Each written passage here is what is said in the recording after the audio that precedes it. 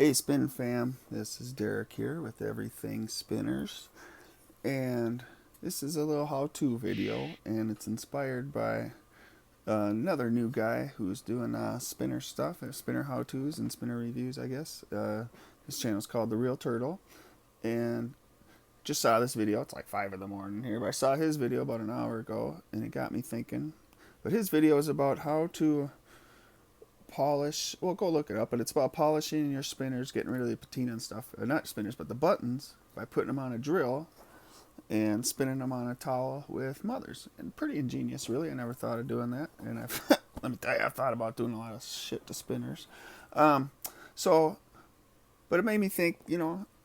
There's more than one way to skin a cat, as the saying goes, and I have a way which I think is a little more permanent. I think his way is awesome. I got no issues with that. I'm gonna try it too. Like I said, I just never thought of that.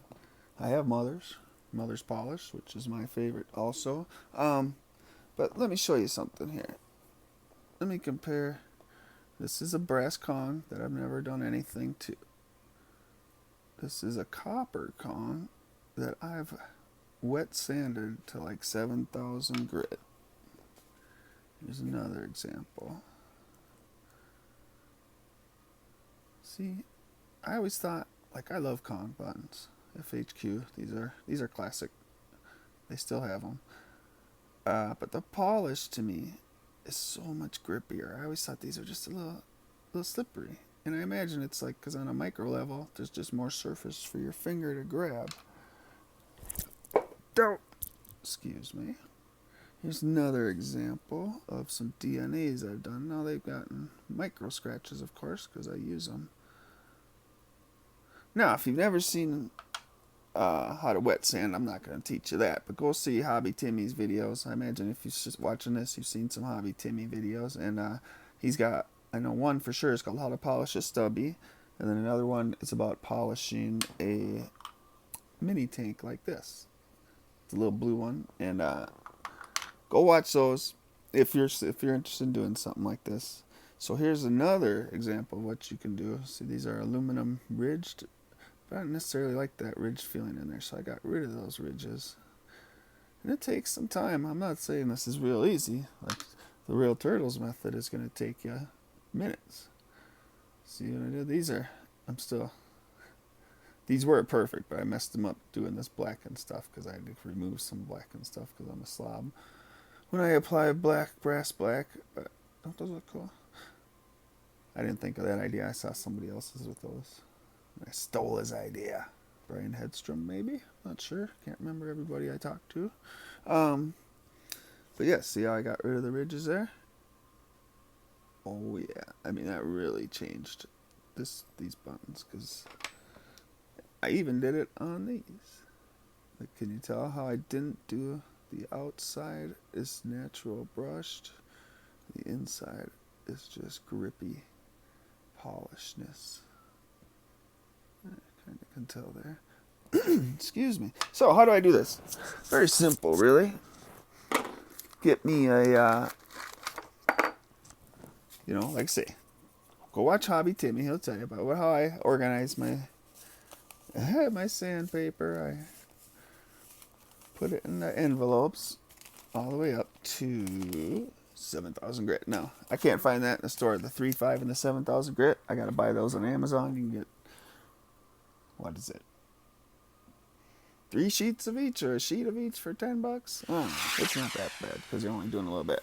So then, you're cutting your sandpaper into little strips about the size of your button. This would be probably a little big,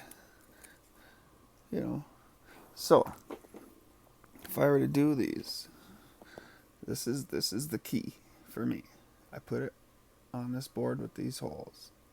Now, those holes weren't put there for this. It just happened to work out. Take them apart, and I put it in there. Now you can put it on your lap with a rag towel or whatever you want to do on a table. And what I do, imagine my finger is sandpaper. Turn it, maybe like a fifth of a turn, quarter turn. I usually do like a 10 count each time, maybe 2 swipes for each count, something like that. Turn it. And I'll do that.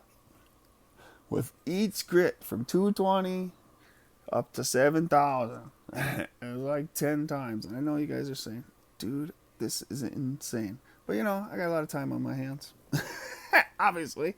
And the final project is permanent. Like what happens at the end, it's not. Like, I think what the real turtle did with the drill and the mothers, I have a feeling eventually that's going to go back. Although, I shouldn't say that. That is going to shine them up pretty good. It's going to remove like the brushed feeling kind of deal for sure. I shouldn't say it's not going to do anything. But I don't think it's going to do quite like this does. Now, we're talking. It goes quick. You can do a pair of buttons in like an hour if you like have your process set up where you have your paper cut set up. Blah blah blah blah blah. And a board. This little thing. Maybe bigger would be better because this gets a little small to hold, kind of. But that's what I had handy. Anyway, so if you really want to get crazy and start modifying buttons, which apparently I do, that's how I do it. And you can come up with some pretty cool stuff. I mean, let's see what else I got. I know I did these. I didn't wipe them up for the video, but I mean, the grippiness. Look at that. Wow. Anyway, they're very grippy, and you can get some cool stuff done. Like stubby buttons, I took down the rim. I had the buttons off just to break down the rim, and then I did what I showed you just a second ago, and really cut down the inside. So see, like I always thought that inside lip needed a chamfer in there, and the outside for that matter. But now, look at that.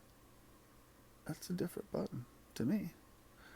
I also did that on these buttons because I felt the only issue I ever had with anything on this was these buttons, that the rim was just a little tall. So I took about 1 millimeter off. I don't know, something like that.